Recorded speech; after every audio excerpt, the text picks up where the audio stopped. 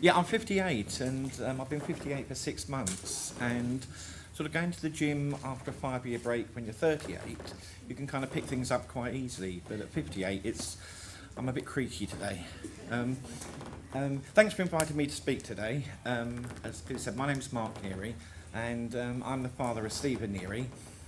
Stephen Neary is a 27-year-old man with autism and severe learning disabilities. And back in 2011, Stephen was at the heart of a case. It's been called a landmark, called a protection case. Can I just show of hands? Has anybody heard of the Neary versus? Oh, quite a lot, right, okay. I'm going to start the talk today slightly differently from normal.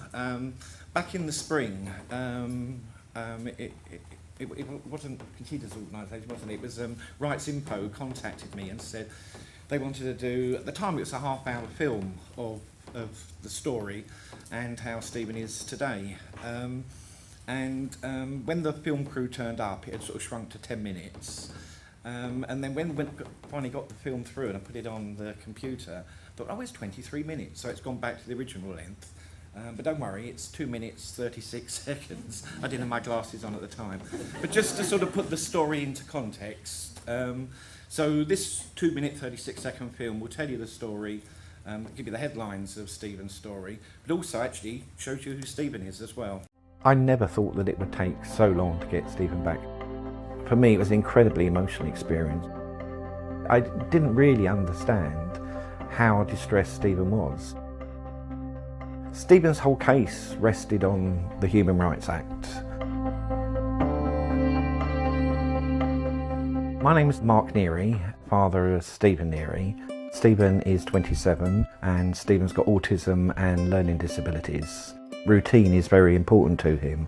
If we know there's going to be a change to a routine, we have to work quite hard preparing Stephen for that change. Who are we going to see again today? Chris and Emily.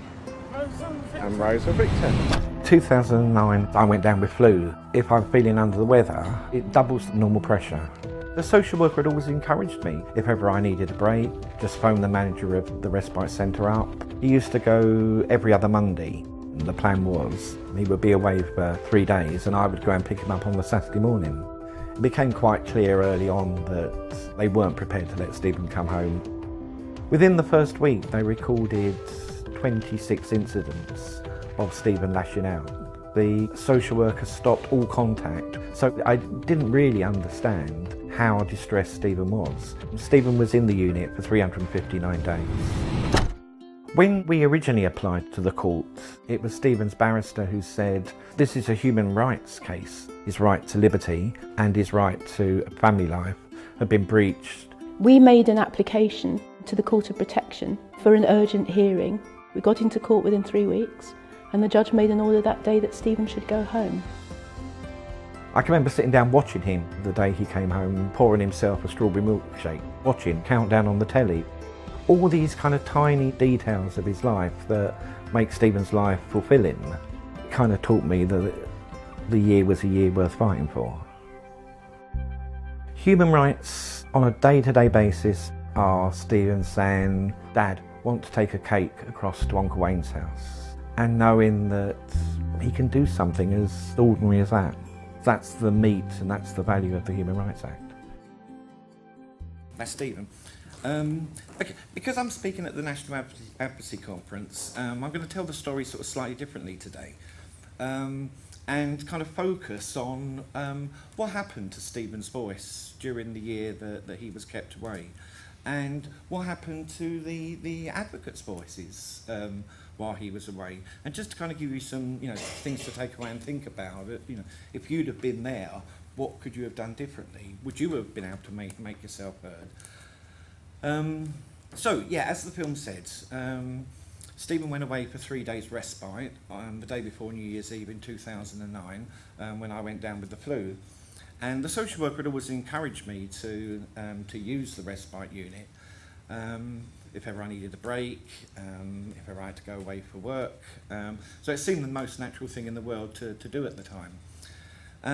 And the day, so Stephen went off that Wednesday afternoon, and the following morning his social worker phoned me really early, 6 o'clock in the morning, wanted to come round straight away, and she was at our flat by 7. And she reported they'd had a difficult night with Stephen. Not unsurprisingly, he's got autism, so he was finding the move away from home really difficult. And her proposal was to move him to a local positive behaviour unit. It's an assessment and treatment unit, really. And her words were, she also wanted to extend the 3 days to a fortnight. And her words were, to give you a chance to get back on your feet, Mark. And naively, foolishly, I agreed, and that's probably the worst mistake I ever made in my life. Because that 3 days turned into 2 weeks, turned into 4 months, and then eventually took 359 days before he came home again. I sort of condensed the story down into 3 sort of sections. So the first sort of 3 months that Stephen was away, he was held there under no legal basis at all. It wasn't a hospital, so he wasn't under a mental health section. The unit hadn't thought about the deprivation of liberty safeguards. So at any time, I suppose, he could have come home, or I could have gone and brought him back home. And things like the Human Rights Act didn't really kind of occur to me at all in those first 4 months. And in that time as well, we got kind of very bogged down in the sort of day-to-day detail of Stephen being away. Clothes were sort of going missing. He was struggling with other residents in the unit. There were endless logs that the unit were compiling that had to be gone through at weekly meetings. So I looking back on it now, I can see that I became completely submerged in this kind of bureaucratic sort of stuff for the first 4 months. But interestingly, what happened in the first 4 months as well is that the non-professional advocates in Stephen's life were kind of pushed out, phased out. I certainly was. And the unit had a policy that the first 2 weeks that somebody was in the unit, they should have no contact with their family or friends outside of the unit. So that kind of put the mockers on me and Stephen having any contact for 2 weeks, and his extended family as well. The other thing that happened in the first 2 weeks, when we eventually got our solicitors, maybe 11 months later, and I would tell him stories about the early days in the unit, and Chris, his name was the solicitor, and he said, "I totally believe you, Mark." He said, "But if we tell these stories in court, you'll just come across as mad paranoid dad." So I'll just tell you a couple of mad paranoid dad stories from the first sort of few weeks. One thing the unit put in place was that any communication I had about what was going on could only be through the social worker or the manager of the unit.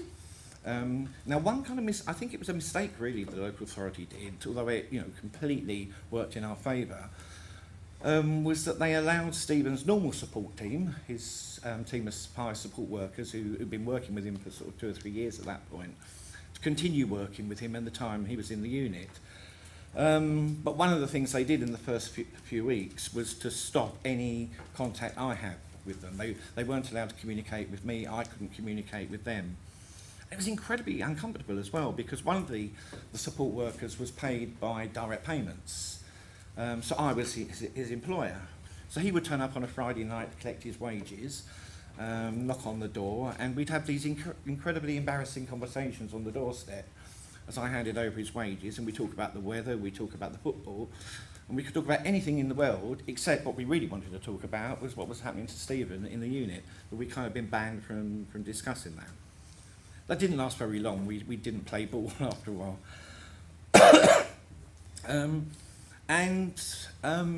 One thing we didn't really know at the time, we didn't realise at the time, but we certainly sort of came to realise when we got to court and saw, the many lever arch folders of court records, were the number of meetings that have been held about Stephen during the course of the year. And this is where the kind of the professional advocates got a bit sidelined as well. So I can remember seeing the minutes of a meeting in February.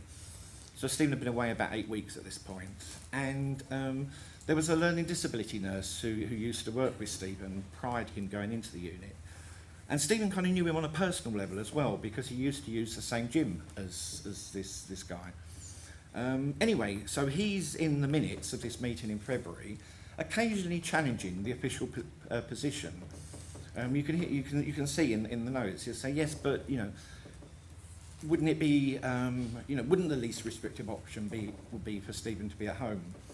And there's 3 points in the minutes where he challenges the sort of professional steamroller that has already started up at that point. And then he's never invited back. He disappears off the minutes for all the future meetings. Exactly the same thing happened with the manager of the support agency that provides Stephen's support workers. She went along to a meeting, she was at all the early ones, but she was particularly vocal in an April meeting. And once again, she was never invited back. So from the very beginning, really, there was I don't know if it was an agreed policy or whether it was unconscious or what, but my voice was silenced, the support workers' voices were silent, and even the kind of professionals who, you can't even say they were speaking up for Stephen, they were just sort of throwing in the odd question about the route things were taking. Stephen's voice was definitely not heard.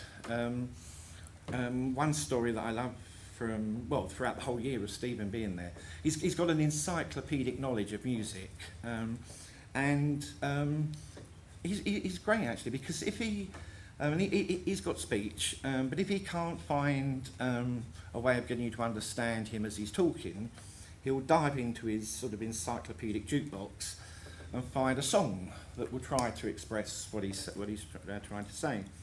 So apparently, when the manager of the unit would turn up every morning, they would greet each other with a handshake, and Stephen would start singing to him the Queen song, "I Want to Break Free." Now that's quite a clear message, I think. The unit just recorded that as an example of Stephen's repetitive speech patterns. He got wise to that, Stephen, and after a while he would mix it up. So some days it would be Queen, and then there's the Beach Boys song, Sloop John B, with the last 2 lines, "I feel so broke up, I just want to go home." He'd start singing that one as well, but to no effect. Excuse me.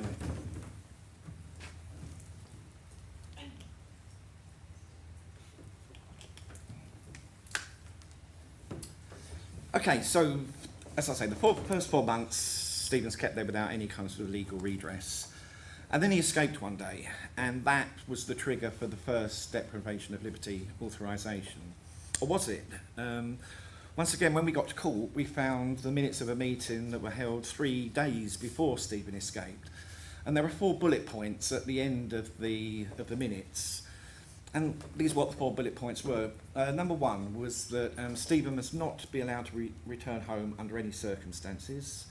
Bullet point 2, we must start looking at long-term residential placements for Stephen. Bullet point 3 was Mr. Neary must not be told of this.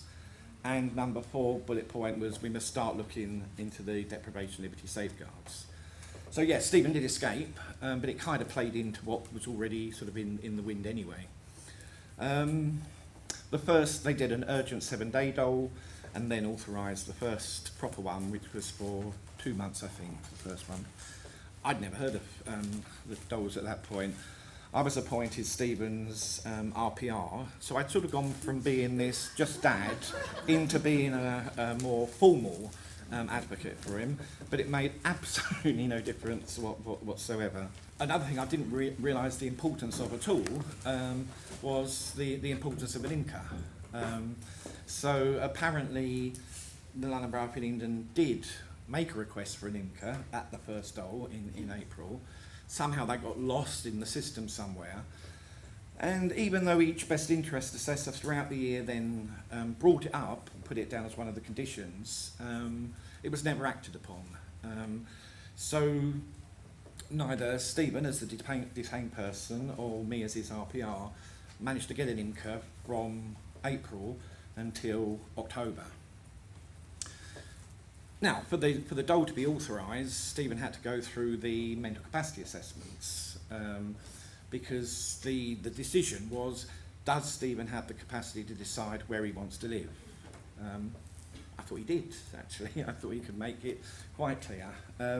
Just very briefly, I'll tell you the quick story of the 2. He had 2 mental capacity assessments for the same thing. The first was in the actual unit. It was held It was run by the manager of the unit and the speech therapist.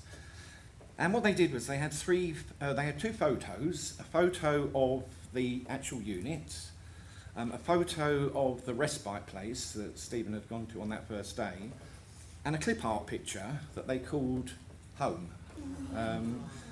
And I said to them, why couldn't you have phoned me beforehand? We've got loads of photos of Home. I could have brought one along.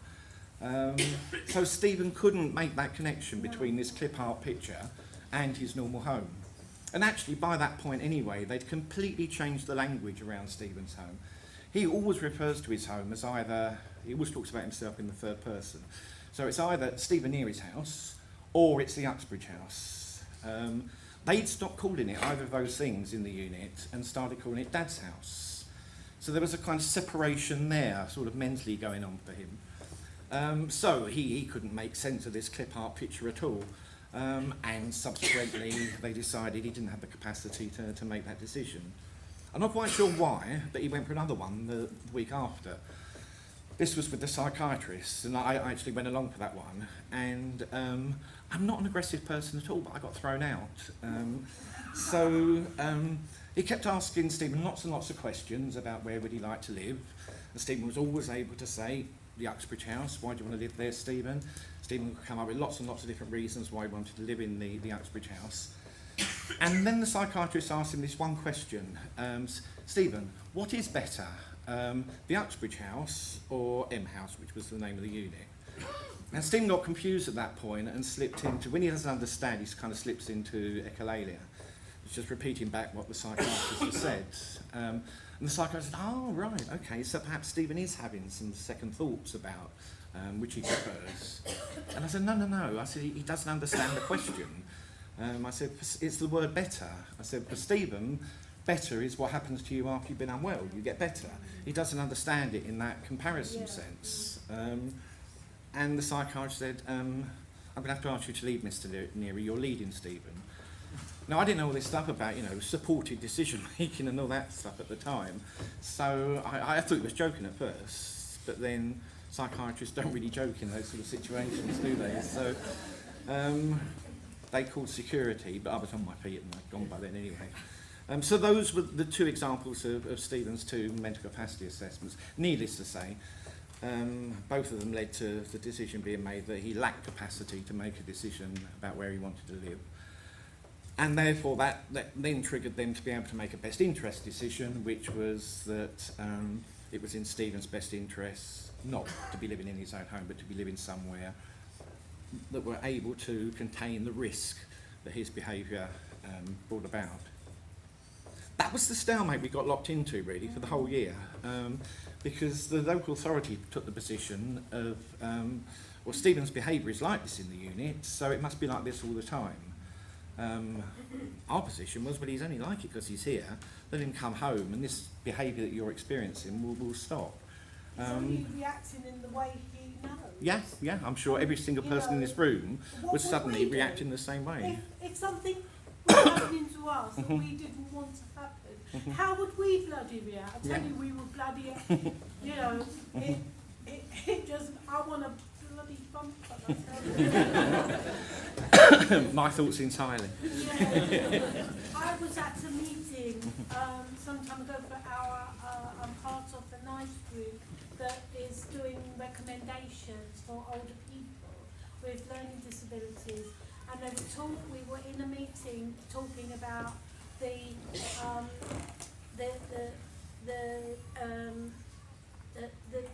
thing that people have each year, health check. All right, yeah. And someone turned round and said, people with learning disabilities, it's too dear to give people with learning disabilities health check, yeah? So I got up like a bullet out of a gun, and I went out, basically, because if I hadn't gone out, I would have thumped him. I would have really thumped him because I was so angry. Anyway, I'm sorry. No, I felt like that most days. Why didn't you do it? Because you'd go to prison, wouldn't you? Yeah. It wouldn't be them that go to prison that bloody destroy people's lives. Not fair. It's not fair at all. So there we were trapped in these dolls. I'll move on now just to finish off then with the third part of the year. And despite the advocates, despite me being, you know, kind of working the butt off trying to get Stephen back home, by this point we'd also sort of started up the campaign, the Get Stephen Home campaign. 3,500 members sort of overnight with that campaign. But it wasn't actually producing the goods. Stephen was still there, and they were still making plans. By this point, they started tendering for Stephen's long-term future, and accepted a tender from a hospital in Wales. We live in West London, so the thought of that was terrifying. That we turn up one day and Stephen would have been moved to Wales. So something else had to happen, and Stephen is probably his best advocate. Because he brought around the whole change, really, in his case. He escaped for a second time. Stephen's a massive Take That fan, and this was the year 2010 when Robbie Williams went back to Take That. And he was home one day on a home visit, and he'd seen the picture of all of them on the front of the paper, and he said, "Dad, Rob's going back to Take That." Yeah, Robbie's going back to Take That. So this particular night he escaped was the night that Take That were on the X Factor. And what I suspect happened was Stephen was finding the communal lounge bit really difficult to manage. So they'd set him up with a portable in the dining room. So I suspect all the staff and all the other residents were in the main lounge watching Take That on the X Factor. Stephen's in the dining room. He'd had his bath, he was in his pyjamas. He didn't even stop to put his shoes and socks on. He made it out the alarm front door, out through the front gate, and he was eventually found about 25 minutes later in the car park of a transport cafe. I remember the social worker saying to me, "Stephen must have been so confused." But when I saw him the next day, he told me, you know, what his plan was, and it was 3 sentences.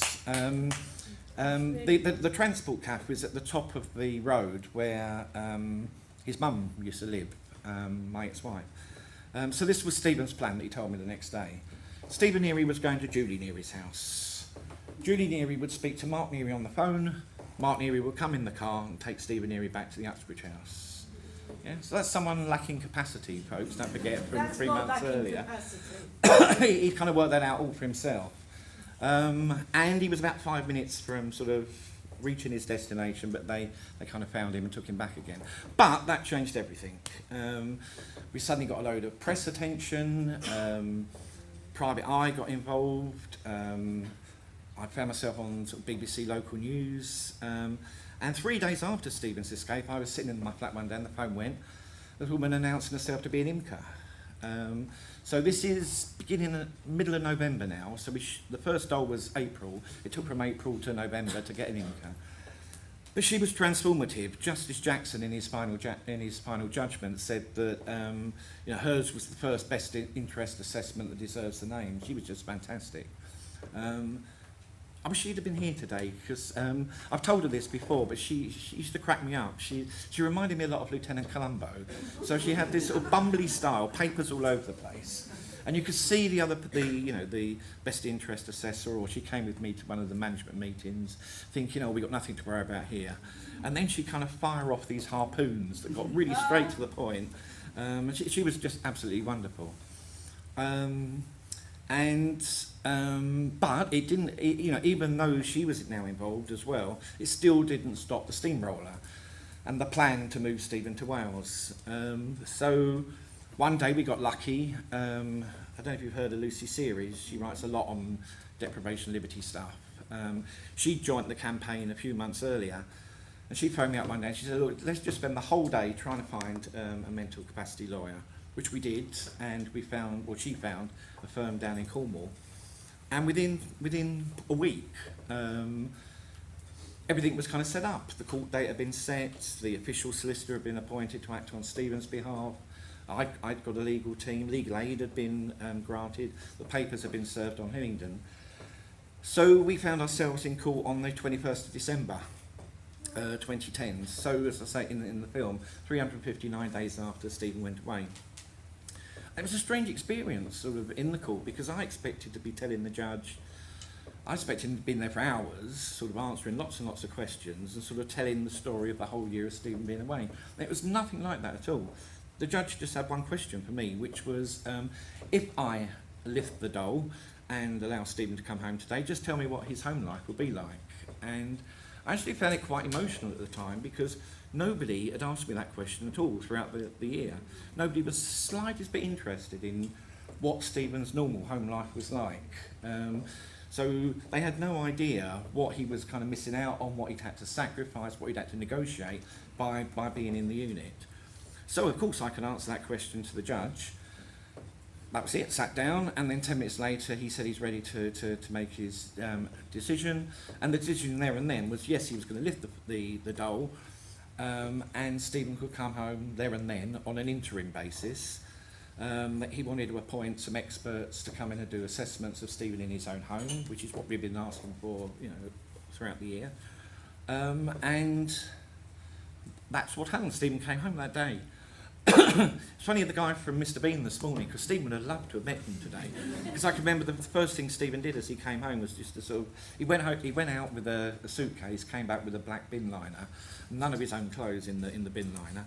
But he dumped this bin liner in the hall, sat down, turned on Mr. Bean, and spent the next sort of 2.5 hours watching Mr. Bean in America. And I just sat down watching him watch Mr. Bean in America. It was brilliant. We went back to court in February, and that was our first encounter with Justice Jackson. And once again, very, very quickly, he'd seen the experts' reports, who both said unanimously that Stephen should be living in his own home. So that's the order that Justice Jackson made, that Stephen could live at home permanently. And it was at that point that Stephen's solicitors said to Justice Jackson they wanted him to look at the legality of what had happened during 2010. Hence, then going back to courts 3 months later for the week-long hearing, and it was then that Justice Jackson made the final judgment that all 4 doles that had been served on Stephen that year were unlawful, and his right to liberty, his Article 5 human right, had been breached for the whole year, and his Article 8 right to family and private life had been breached for the whole year. So some kind of small comfort, really, at the end of a very, very difficult 12 months. I think I finished. How are we doing for time? Is that okay? Thanks.